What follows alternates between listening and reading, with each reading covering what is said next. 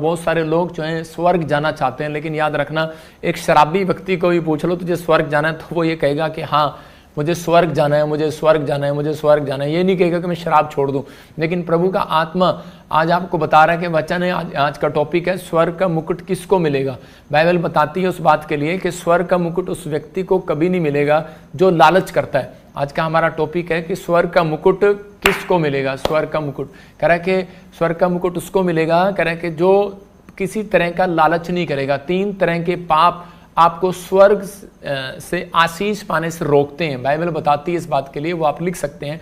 व्याभिचार, इसने गलत लिखा है, व्याभिचार, लालच और अशुद्ध चीजें। मतलब कि ये 3 चीजें जो हैं आपकी लाइफ में वो आपको कभी भी आगे स्वर्ग जाने से स्वर्ग जाने से रोकती हैं। हमेशा ये 3 चीजें आपको स्वर्गीय आशीष लेने से रोकती हैं। मैं फिर कह रहा हूं उन लोगों को कि स्वर्ग से आशीषें आती हैं एक व्यक्ति के जीवन में हर बार, लेकिन पवित्र आत्मा उन लोगों के जीवन में आशीषें रोक देता है। बहुत सारे लोगों का क्वेश्चन है कि मैं अपनी लाइफ में जब प्रार्थना करता हूँ, परमेश्वर इतनी बाइबल पढ़ता हूँ, इतना मैं सब कुछ करता हूँ, लेकिन इतना दान भी देता हूँ, इतना भेंट भी देता हूँ, लेकिन बहुत सारा, लेकिन परमेश्वर मेरे जीवन में आज भी आशीष क्यों नहीं है। तो ये बात आप लिख लें, 3 तरह के पाप आपको स्वर्ग से आशीष पाने के लिए रोकते हैं। मतलब कि ये एक व्याभिचार, एक लालच और अशुद्ध चीजें, नशा, जो 2 अभी आपने अभी बच्चों के एक्ट देखा, वो क्या था कि एक वो व्याभिचार के ऊपर था और एक लालच के ऊपर था, नशे के ऊपर। कि हम बहुत बार जो है नशे में पड़े रहते हैं, लालच में पड़े रहते हैं, लेकिन बहुत सारे लोगों को नहीं मालूम जो लालच से दूर रहेगा स्वर्ग का मुकुट उसको मिलेगा, स्वर्ग की आशीषें उसको मिलेगा। नशा आपकी जिंदगियों में, मैं कह रहा हूं कि जब तक अगर रहेगा तो आप अपनी लाइफ में कभी भी परमेश्वर से आशीष नहीं पा सकते, क्योंकि शैतान जो है यही चाहता है कि मैं इन लोगों को कैसे गिराऊं। हम पढ़ते हैं बाइबल के अंदर भजन संहिता 4:3, हम पढ़ेंगे, देखो क्या लिखा भजन संहिता 4:3 में। हाँ देखें क्या लिखा।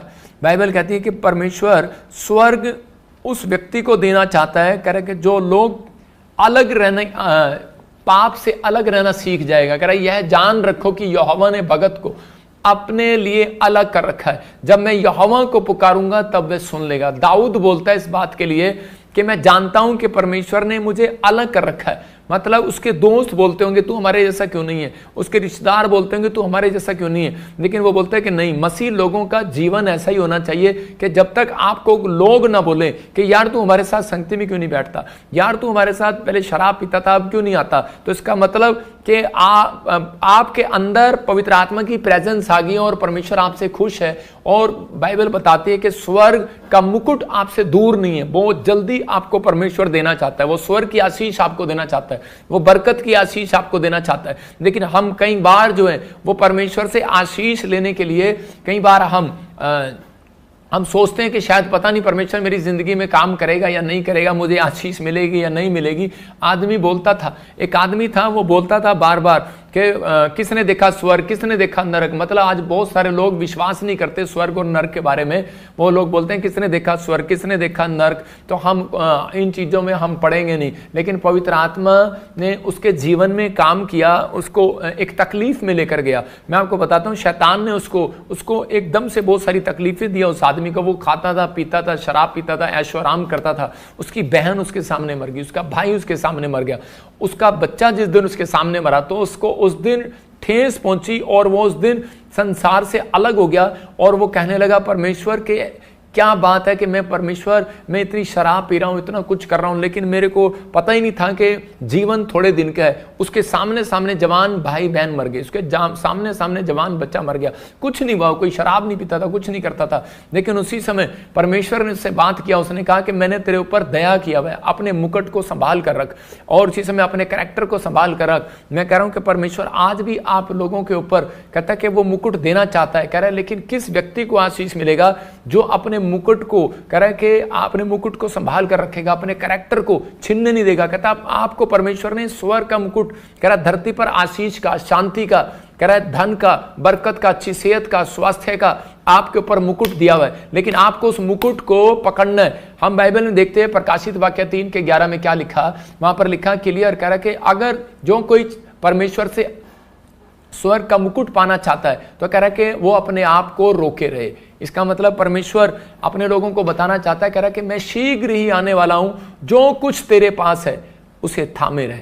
कि कोई तेरे मुकुट को छीन ना ले। मतलब परमेश्वर का आत्मा अपने लोगों से बात कर रहा है, कहता है कि कोई तेरे मुकुट को छीन ना ले, लेकिन मैं कहता है कि बहुत जल्दी आने वाला हूं संसार के अंदर। लेकिन डिपेंड करता है कि आप कितनी देर तक, कहता है कि परमेश्वर आशीष देना चाहता है, इस साल भी देगा, अगले महीने भी देगा। हो सकता है आपके पास बच्चा ना हो सकता है आपके पास नौकरी ना हो, कोई चंगाई ना हो, कोई आशीष ना हो आपके घर में, कोई घर में कोई टीवी ना हो, कोई फ्रिज ना हो, कोई भी घर ना हो, किराए के मकान पर रहते हो। लेकिन पवित्र आत्मा आपसे बात कर रहा है, कहता है कि कह रहा है जो कुछ तेरे पास है उसे थामे रहे। मतलब जो कुछ आपके पास है उसे थामे रहो। आपके पास कहता है कि, लेकिन कहता है हो सकता है आपके पास कुछ नहीं है, लेकिन आप दूसरे को देखकर जलते रहते हैं। आप कहते हैं कि नहीं, परमेश्वर इसको आपने ज्यादा दिया है, इसको बड़ी नौकरी दी है, इसको बड़ा अभिषेक दिया, इसको बड़ा कह रहा है कि प्रॉफिट का गिफ्ट दिया है, लेकिन प्रोफेसी का गिफ्ट दिया है, लेकिन परमेश्वर मुझे कुछ नहीं दिया।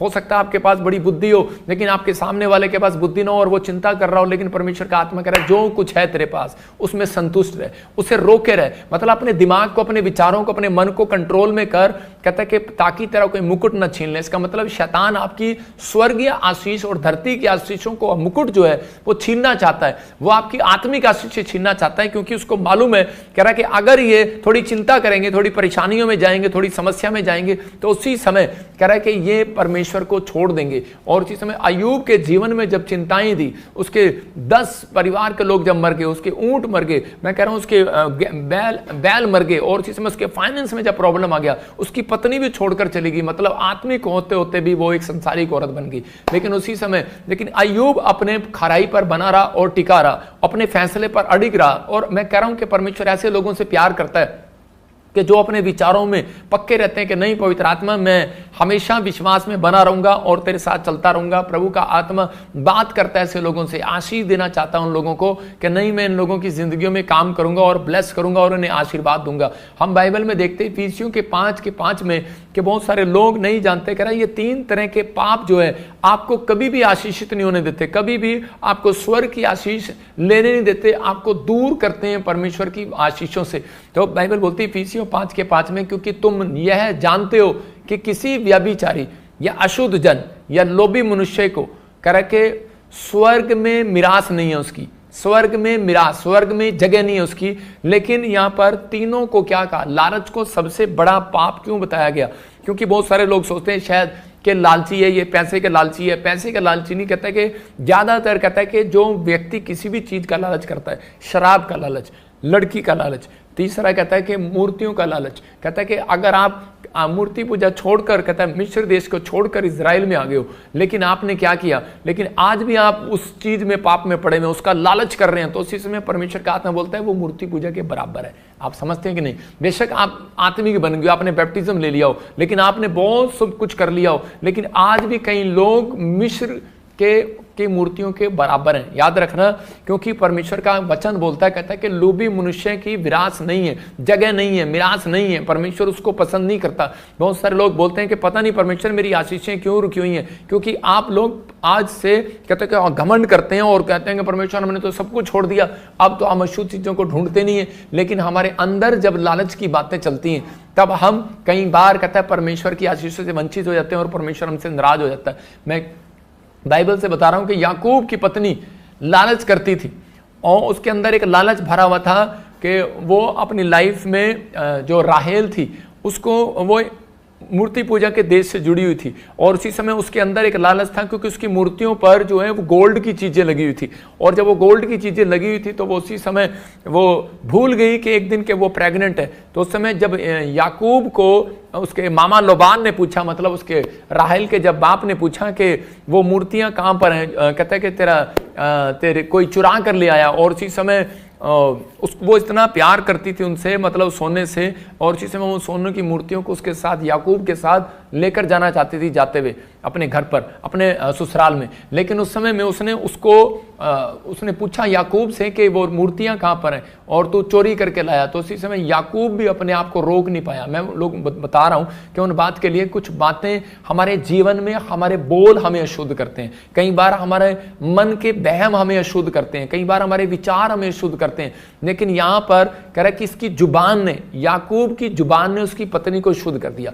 और कह रहा है कि यहां पर नेगेटिव बोल दिया और उसकी जब पत्नी के पास जब उसका बाप आया तो उसी समय वो क्या प्रेग्नेंट थी और वो अपनी साड़ी समेत उसके ऊपर बैठ गई मूर्तियों के ऊपर। वो कहने लगी कि नहीं डैडी, यहाँ पर तो कोई मूर्ति नहीं है। तो उसी समय उसने कहा उठ, यहाँ देखने दे। उसने कहा मैं प्रेग्नेंट हूं, मैं उठ नहीं सकती। तो उसी समय वो छोड़कर चला गया। लेकिन एक झूठ और उसका लालच परमेश्वर को ने उसके ऊपर क्रोध किया इस बात के लिए। और उसी समय कहता है कि लेकिन कई बार जब हमारे जीवन में कोई नेगेटिव बातें आती हैं, बुरे विचार आते हैं, या फिर कई बार खराब परिस्थितियां आती हैं, तो उसी समय हम अपने आप को रोक नहीं पाते। और ये इतने गुस्से में आ गया। याकूब ने कहा, कह रहा है कि जिसने भी कोई ये पाप किया हो, किसने भी तेरी मूर्तियों को चुराया हो, कहता है चोरी की हो, कहता है वो मर जाए। और उसी समय वो नहीं जानता था कि उसी की पत्नी वो मूर्तियां चुरा लाई है। और उसी समय थोड़े दिन के बाद जब उसने बच्चे को पैदा किया तो पैदा करते ही वो औरत मर गई। लेकिन याकूब को बाद में समझ में आया कि मेरी पत्नी का लालच, कह रहे एक गोल्ड का लालच, कहते कि वो मूर्तियों का लालच, कहते उस मेरी पत्नी की जान ले गया।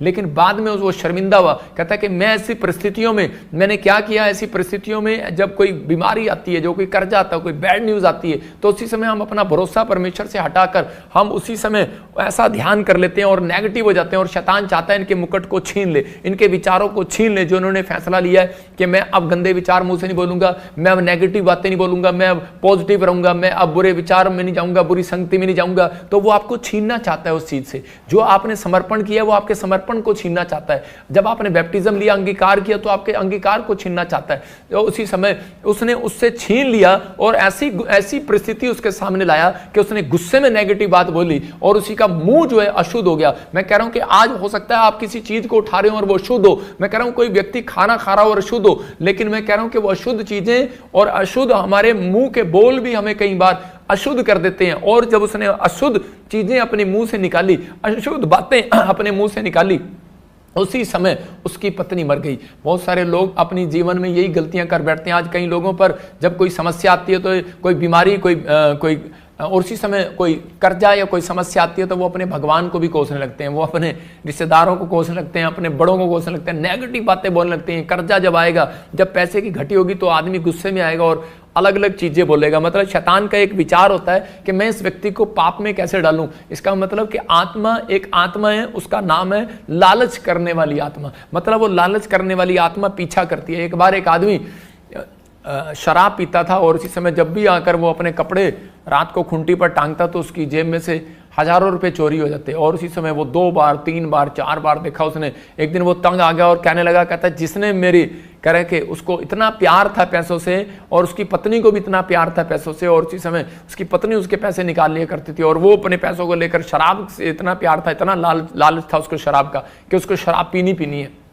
उसका मोह लगा हुआ था। और इसी समय जब उसने देखा कि मेरी जेब में 1 भी रुपया नहीं है, पहले तो 1000 जाते थे, एक दिन उसकी जनानी ने सारी मुट्ठी भर के निकाल लिए। तो उसी समय उसको गुस्सा आ गया और उसने कहा, कहता है कि जिसने भी मेरे पैसे निकाले हो, चोरी की हो, कहता है कि उसकी टांग टूट जाए। और उसी समय जब वो शराब पी के वापस आ रहा था तो उसकी पत्नी रिक्शे पर टांग लटकाई आ रही है और उसी समय वो दूर से देख रही है और उसी समय चिल्लाती आ रही है। तो उसका पति कह रहा है, कहता है भगवान ये कैसे हो गया। उसने कहा तेरे मुंह की वजह से हो गया, तेरे अशुद्ध बोल की वजह से हो गया, तेरे उन कह रहे कि नेगेटिव बातों की वजह से हो गया। मतलब आज बहुत सारे लोग जो है नेगेटिव हो जाते हैं। बहुत सारे लोग सोचते हैं कि शायद मैंने अशुद्ध चीजों को छोड़ दिया है, मैं अब अशुद्ध नहीं हो सकता। लेकिन आपके अंदर विचार जो है अशुद्ध करते हैं आपको, अंदर का मन आपको शुद्ध करता है। इसलिए यीशु मसीह बोलता है कटोरा, कहता है बाहर से नहीं, कहता है अंदर से मांज के खाया जाता है। खाना जो है आप खिचड़ी उसके अंदर डालोगे तो अंदर से मांजोगे, बाहर से अगर ना भी मांजोगे तो भी चलेगा। तो इसका मतलब आपको अपना बाहरी रूप नहीं मांजना। जब चर्च में आते हैं तो हम बोलते हैं जय मसीह की, और अंदर चलता है आगे जाके इसकी टांग टूट जा।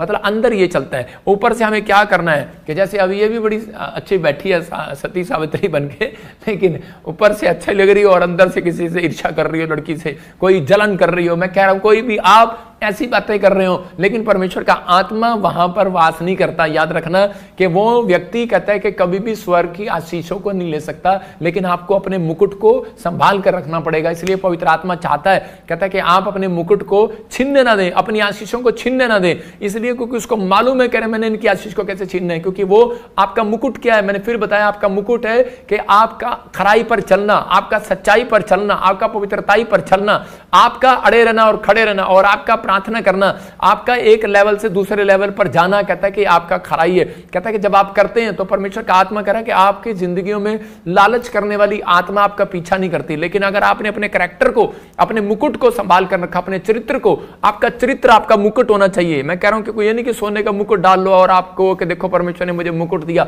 मैं कह रहा हूं कि आपने, आपका चरित्र, आपकी बोल बाणी आपका मुकुट होना चाहिए, आपका एक अच्छा स्वभाव मुकुट होना चाहिए। मतलब कि जब पत्नी घर पे आए तो पति को उसका आदर करना चाहिए, और पति जब खासकर घर पे आए तो पत्नी को उसका आदर करना चाहिए। पानी का गिलास लाना चाहिए, पहले आते ही नहीं कि अरे क्या मुंह से मतलब इधर उधर की बातें नहीं करना चाहिए। लेकिन यहां पर कहता है ये नुकसान जो है, कहता है कि हम इसके अशुद्ध विचार और अशुद्ध बोल कई बार हमारे बच्चों के बिजनेस को खराब करते हैं, उनकी पढ़ाई को खराब करते हैं। कई बार कहता है कि बड़ी बड़ी आशीषों को रोक देते हैं। लालच की आत्मा होती है कि वो पीछा करती है। अपने पड़ोसी से हाथ मिलाओ और बोलो अपने आप को रोके रहे। मैं फिर कह रहा हूं, अपने पड़ोसी को बोलो अपने आप को रोके रहे, पाप करने से रोके रहे, विचार, गंदे विचार बोलने से रोके रहे, अशुद्ध बातें बोलने से रोके रहे। कहता है कि दिमाग में कुछ भी आ रहा है लेकिन आप गुस्सा करने से रोके रहे। अगर आप रोक रहे हैं अपने आप को तो परमेश्वर का आत्मा आपकी जिंदगी में काम कर रहा है। एक लालच की आत्मा होती है और वो व्यक्ति के पीछा करती है। वो कैसे पीछा करती है? राहेल का पीछा किया। राहेल कहता याकूब की पत्नी का उसने पीछा किया, और जब तक पीछा किया उसका, जब तक वो मर नहीं गई, जब तक उससे छूट नहीं बुलवाया, जब उसके चरित्र को, उसके मुकुट को छीन नहीं लिया और वो मर गई। लेकिन आजकल की औरतें लालच करती हैं बच्चों के लिए, मेरा बच्चा कब, मेरे बच्चे को प्रॉपर्टी मिलेगी या नहीं मिलेगी। इतनी भावुक हो जाती है, इतनी लड़ाई में चली जाती है। ससुर से लड़ाई कर लेगी, जेठानी से लड़ाई कर लेगी, ननन से लड़ाई कर लेगी, अगर तू मेरा हिस्सा नहीं देगी तो मैं तेरे को मार दूंगी, काट दूंगी, गालियां भी निकाल देती है। कौन है? मैं कह रहा हूं हो सकता है मसीह में भी हो, लेकिन उसके बाद भी मैं कह रहा हूं कि परमेश्वर अपने लोगों को देखता है। मैं जब प्रभु में आया तो उस समय में मुझे जमीन जायदाद मेरे से साइन करा लिया गया, बेदखल कर दिया गया, तुझे कुछ नहीं मिलेगा। मैंने कहा ठीक है, परमेश्वर का धन्यवाद हो। मैंने किसी से झगड़ा नहीं किया, लेकिन परमेश्वर ने मुझे सब कुछ दिया। मैं फिर उन लोगों को बता रहा हूं कि हम मसीह लोगों को भरोसा होना चाहिए। हमें रथों पर, घोड़ों पर नहीं, हमें परमेश्वर पर भरोसा है, या हमें अपने यहोवा पर भरोसा है कि वो हमें अच्छी सैलरी दे सकता है। वो यहोवा हमें, जिस पर हम विश्वास करते हैं। लेकिन परमेश्वर कब अच्छी सैलरी देगा? जब हम अपने मुकुट को, अपने चरित्र को संभाल कर रखेंगे। करा छिनने नहीं देंगे। कहता है कि परमेश्वर उन लोगों की जिंदगियों में काम करना चाहता है। याकूब की मां जो है उसका पीछा भी एक लालच वाली आत्मा कर रही थी, लेकिन उसको पता नहीं था।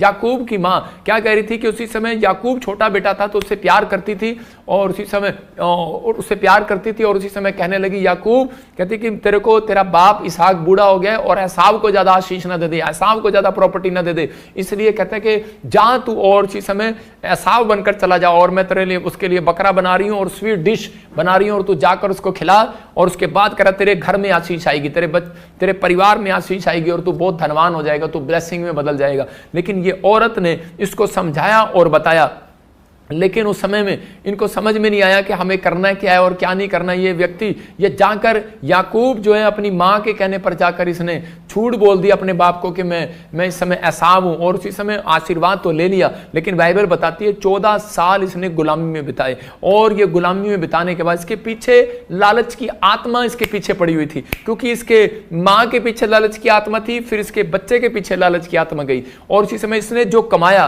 14 साल में, इसने जो भेड़ बकरियां कमाई, जो इसने पैसा कमाया, इसकी कमाई रख ली उसने, और उसके मामा लोबान ने इसका हक मार लिया, इसकी अच्छी भेड़ बकरियां रख ली, इसके जानवर जो अच्छे थे रख लिए, और उसी समय जो दुधारू पशु होता था वो उठा कर ले जाता था, जो बांझ होते थे वो उसको दे दिया करता था। तो उसी समय ये रोने लगा, दुखी हो गया, और कहना मैंने आज तक, कहता कोई झूठ नहीं बोला, चोरी नहीं किया, पाप नहीं किया। कहता मैं अपनी तंगी में, अपनी गरीबी में, अपने हालातों में, ऐसी सिचुएशन में हो सकता था याकूब जो है, कहता वहां से छोड़कर भाग सकता था, कह रहा कि गुलामी से भाग सकता था, लालच कर सकता था, भाग सकता था, मार सकता था, लेकिन वो जानता था, कह रहा कि मैं अपने मामा को नहीं मारूंगा, मैं कोई लालच नहीं करूंगा, मैं कोई चोरी नहीं करूंगा, मैं कोई ठगी नहीं करूंगा, मैं शॉर्टकट अमीर बनने की कोशिश नहीं करूंगा, मैं परमेश्वर पर भरोसा रखूंगा, क्योंकि पहले मैं गलती करके आया हूं, दोबारा नहीं करूंगा। इसको मालूम था, इसलिए 14 साल इसने परमेश्वर की भक्ति में बिता दिए, क्योंकि जानता था परमेश्वर का वचन बोलता है भजन संहिता का 4:3 के परमेश्वर ने अपने भक्त को संसार से अलग कर रखा है, अपने लिए अलग कर रखा है, जानता था, और ये भरोसा रखता रहा, कहता कि जो मैंने गलतियां की है वो नहीं करूंगा। लेकिन ये प्रार्थना करता रहा, और उसी समय जब इसने प्रार्थना किया तो परमेश्वर के आत्मा ने उसी समय इससे बात किया, और परमेश्वर ने कहा कि उस समय में अभिषिक्त दास बनना चाहता है, और उसी समय तो उसको कहा करा कि मैंने देखा है तेरे मामा को कि तेरे मामा ने तेरे साथ क्या किया? कहता तेरी मजदूरी रख लिया, तेरी हर एक आशीष को रख लिया, तुझे कुछ नहीं दिया, तुझे ब्लेसिंग नहीं मिला, तुझे वो नहीं मिला। लेकिन ये व्यक्ति उस समय रो नहीं रहा था, उस समय परमेश्वर के सामने एक प्रार्थना कर रहा था। याकूब कह रहा था परमेश्वर कि मैंने जो किया है जैसी करनी वैसी भरनी। कहता है कि मैंने जो किया वो मुझे भरना पड़ा। इसका मतलब कि लालचपन की आत्मा जो है वो जब तक से याकूब के पीछे 14 साल तक नहीं गई, क्योंकि वो उसकी मां के पीछे लगी थी, वो उसके बच्चे के पीछे लगी थी। हमेशा ऐसा ही होगा। कहता है कि आज हो सकता है कि आपके दादे परदादों से जो पाप की चीजें पीछे लगी हुई हैं वो पीछा करती हैं, वही आत्मा पीछा करती है। लालच की होगी, व्यभिचार की होगी, शराब की होगी, नशे की होगी, वो पीछा करेगी। अगर आप ये पाप नहीं करते तो दूसरा करेगी, दूसरा नहीं करेगी तो तीसरा करेगी। आपको उस समय परमेश्वर के सामने जाना है। याकूब जो है परमेश्वर के सामने गया और रोया और प्रार्थना किया, और परमेश्वर ने कहा याकूब मत रो, मैंने देखा है, कह रहा कि तेरे मामा लोबान ने तेरे साथ किया है, लेकिन कहता है मैंने ये भी देखा है तूने अपने भाई एसाव के साथ क्या किया था। कहता है इसलिए कहता है कि मैंने तेरे को इस गुलामी में जाने दिया, और कहता है कि लेकिन अब कहता है कि दुनिया देखेगी मैं तेरे साथ कितनी बड़ी भलाई को करूंगा। और परमेश्वर ने उसके साथ भलाई को किया, और परमेश्वर ने उस दिन से उस व्यक्ति को बढ़ाया जिस दिन से उसने प्रार्थना किया कि परमेश्वर ये लालचपन की आत्मा मेरे पीछे से जाए। जितना मैं कमाता हूं मेरे बैंक में बरकत नहीं आता। हो सकता आप कह रहे होंगे परमेश्वर मैं कमाता हूं मेरे घर में जुड़ता नहीं है, मैंने टीवी लेने की सोचता हूं, घर बनाने की सोचता हूं, लेकिन बनता नहीं है। कोई ना कोई मुसीबत ऐसी आ जाती है, पैसा वहां इन्वेस्टमेंट करना पड़ता है। लेकिन उसी समय परमेश्वर का आत्मा कह रहा है जब आप पश्चाताप करेंगे परमेश्वर कि मैं अगर कहीं लालची हूं, किसी बात में, कोई शराब के नशे में, या फिर कोई व्यभिचार में, या फिर कोई किसी बात में, या कोई शुद्ध बात मेरे मन से निकल रही हो, मेरे विचारों से निकल रही हो, माफ कर परमेश्वर। मैं कह रहा हूं कि उसी समय आपकी चीजें जुड़ने लगेंगी, सेविंग होने लगेंगी। जितने आमीन बोल रहे हैं मैं कह रहा हूं उनकी चीजें सेविंग हो रही हैं यीशु के नाम में। आपकी चीजें सेविंग होने लगेंगी, ब्लेसिंग आने लगेंगी। उस दिन से ये व्यक्ति धनी होता चला गया और इसकी चीजें जुड़ने लगी, और इसका लड़का आने वाले समय में परमेश्वर ने यूसुफ को प्रधानमंत्री बनाया। मतलब कितना बड़ा पद परमेश्वर ने इसको क्यों दिया? क्योंकि ये व्यक्ति समझ गया था कि मैं अब अपनी लाइफ में पाप नहीं करूंगा परमेश्वर, मैं सच में तेरे पीछे चलूंगा और तेरी महिमा करूंगा। पवित्र आत्मा अपने लोगों से प्यार करता। हो सकता है आप भी निराश हो, आपके पास कोई आशीष ना हो, लेकिन आज स्वर्ग से आशीष लेने के लिए अपने आप को पाप करने से रोकना, अपने लालच से रोकना है, व्यभिचार से रोकना है। कह रहा जो काम यहोवा की नजर में अशुद्ध है उसे बोलो नहीं करूंगा। अपने हाथों को उठाओ, बोलो कि मैं नहीं करूंगा। आपका जीवन चिंता में है, बीमारी से दूर। मैं कह रहा हूं कि फायदा क्या होगा? आपका जीवन जो है वो चिंता से, बीमारी से दूर रहेगा। आपको ऊपर बार बार आने वाली विपत्ति, मतलब हो सकता है आपके पास बार बार कोई समस्या आ रही हो, बार बार विपत्ति आ रही हो, परमेश्वर उसको रोकेगा। याद रखना, आप अपने मुकुट को रोक के रखना, परमेश्वर उस कर्जे को रोकेगा, उस बीमारी को रोकेगा, उस शैतान के कामों को रोकेगा। उसी समय रोकेगा जो आपको घट रहा है, आप घट रहे हो, उसी समय रोकेगा उस शैतान को, आपको बढ़ाएगा और शैतान को रोकेगा। लेकिन बस आपने अपने अंदर ये बात पैदा करनी है कि हाँ परमेश्वर कि मैं अपने आप को इस समय रोक के रहूंगा। कर्जे के शराब को खत्म करेगा और धन को पैदा करेगा। मतलब कि धन देने वाली सामर्थ को पैदा करेगा परमेश्वर आपके हाथों पर। लेकिन कब करेगा? कह रहे जब आप अपने आप को अशुद्ध चीजों से रोकोगे, अशुद्ध होने से रोकोगे। पवित्र आत्मा इस व्यक्ति के जीवन में बताना चाहता है जैसे सुलेमान के पास क्या था? सुलेमान के जब के पास पैसा होने के बाद भी, राजपाट होने के बाद भी, बुद्धि होने के बाद भी ये व्यक्ति जो है एक छोटे से पाप में गिर गया, मतलब लालच करने लगा। आप कह सकते हैं देखो लालच, इसको राजपाट का लालच नहीं था, इसको बुद्धि का लालच नहीं था, इसको किसी चीज का लालच नहीं था, पैसे का लालच नहीं था, इसको बड़े नाम शोहरत का लालच नहीं था। लेकिन ये 2 लड़कियों के चक्कर में आकर गिर गया और इसने एक मूर्ति पूजा की लड़कियों से शादी कर ली और उसी समय उनको ले आया और उनके साथ साथ इतना लालच में आ गया, उनको डांटता भी नहीं था। जो गलत बात थी उनको डांटता नहीं था क्योंकि वो इतनी सुंदर थी, उनसे प्रेम करता था, उसको चाहता था। और उसी समय मतलब कि जो परमेश्वर ने कायदे कानून बनाए उसको हटकर ये अशुद्ध हो गया उनके साथ, क्योंकि वो मूर्ति पूजा के चीजों में घुसी हुई थी। और उसी समय जब उन औरतों ने अपने संदूक में जो सामान लेकर आ गई वो सुलेमान के महल में, तब भी इसने उनको नहीं डांटा। लेकिन मैं कह रहा हूं कि उसने अपना आत्मिक लेवल खराब कर लिया, अपना कैरियर खराब कर लिया, अपनी स्पिरिचुअल लाइफ को खराब कर लिया, उसने अपने जीवन को खराब कर लिया।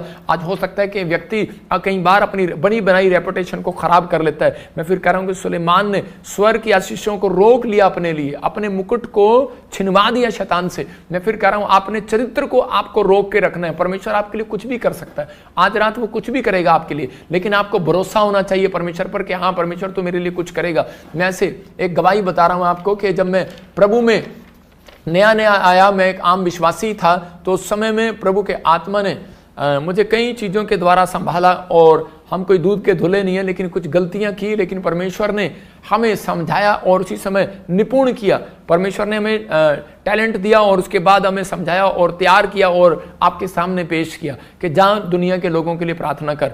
मैं कह रहा हूँ कि आज हो सकता है आप भी बड़ा अभिषेक मांग रहे हो, बड़े दास बनना चाहते हो, लेकिन इंजीनियर, डॉक्टर या बड़ा आदमी बनना चाहते हो, तो आपको संसार में रहकर अपने आप को पाप से अलग रखना है, अपने आप को, अपने चरित्र को अलग रखना है, अपने आप को, अपने अंदर एक क्वालिटी, अपनी क्वालिटी बनानी है, अपनी एक क्वालिटी बनानी है, अपनी डेफिनेशन अपनी समझनी है कि मसीह की डेफिनेशन क्या है, कि पवित्रताई में चलने वाले को परमेश्वर मसीह बोलता है। कह रहा है जो दुख उठाने वाले को मसीह बोलता है, कह रहा है कि उसको मसीह बोलता है। डेफिनेशन जानना है आपको अपनी, कि आपकी डेफिनेशन क्या है। और उसी समय मैं बता रहा हूं कि जब मैं प्रभु में आया तो मैं उसी समय मसीह में सिर्फ एक आम मसीह विश्वासी था, और लेकिन मेरे अंदर ये पता था मुझे शराब पीना पाप है, व्यभिचार करना पाप है, पैसे का लालच करना पाप है, लेकिन मैं संगति मेरी वो छूट नहीं रही थी। मैं अपने दोस्तों के साथ जो शराब पीने जाते थे तो शैतान हमेशा विचारों से ऐसी ही बात करता था कि नहीं नहीं, ये तो कोई पाप थोड़ी कर रहा है, तू इनके साथ ही तो जा रहा है। मेरे दोस्त मुझे बुलाते थे, चल यार तूने तो छोड़ दी, तू तो मसीह बन गया, चल हमारे साथ। और उसी समय मैं उनके साथ चला जाता था,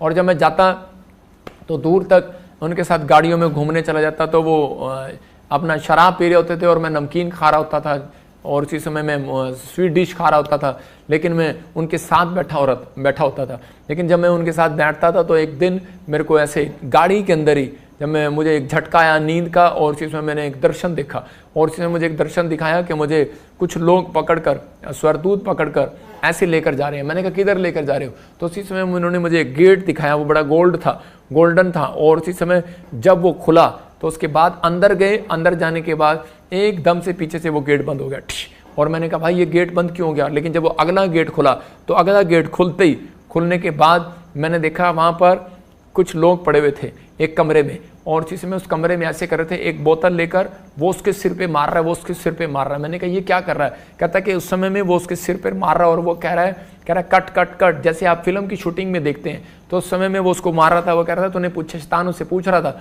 कि तू यहाँ पर कैसे आया? कहता मैं शराब पीता था और हम दोनों शराब पी रहे थे, और मैंने इसके सिर पे बोतल मारी, ये मर गया, मैंने इसके सिर पे बोतल मारी, ये मर गया। कहता इसलिए हम दोनों यहाँ पर आ गए। तो कहता कि अब कह रहा एक दूसरे को, कह रहा शराब पिलाओ। उन्होंने एक दूसरे को शराब पिलाई बोतल से, और उसके बाद कहता मारो एक दूसरे को। और उसी समय वो एक दूसरे के पेट में कांच मारते थे, और वो चीखे मारते थे, कांच मारते थे, लेकिन वो मरते नहीं थे।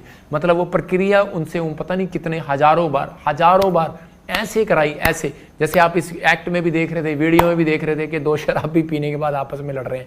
मतलब शैतान इनके मुकुट को छीन रहा है, इनके स्वभाव को छीन रहा है, इनकी बदनामी कर रहा है, इनको बाहर लाकर समाज में क्या कर रहा है कि ताकि ये लोग नशे में चूर चूर हो जाए। उसने एक दूसरे को बोतल मारी और मर गया, और नरक में गया तो नरक में भी उसको ये सीन करना पड़ा। क्या सीन करना पड़ा वहां पर? क्या मैंने, और वो कह रहा अपनी गलती को मान रहा है, वहां पर कह रहा है मैंने बहुत बड़ा पाप कर दिया, बहुत बड़ी गलती कर दी है, लेकिन उस समय भी वो छोड़ नहीं रहा उस नशे को, और वो बार बार कह रहा है कि शैतान उसका पीछा कर रहा है, और लेकिन वो बार बार एक ही बात कही जा रहा है, कहता है कि मुझे छोड़ दो, मुझे छोड़ दो।